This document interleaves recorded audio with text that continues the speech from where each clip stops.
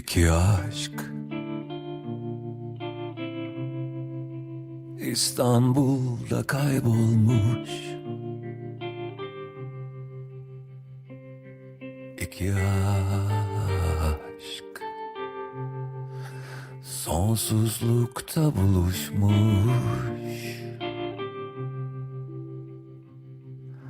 İstermiş ki hep yaşasın başladığı gibi hayata. Rüzgarıyla bir yelkenli doğmuştu yanlış zamanda. Sessizlikte bir çığlıktı, hazır değildi günaha. Nefessiz kalmıştı aşksızlıktan.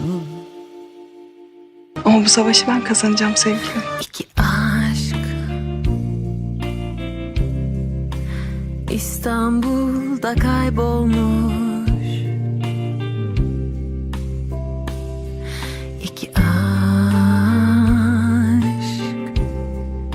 sonsuzlukta buluşmuş.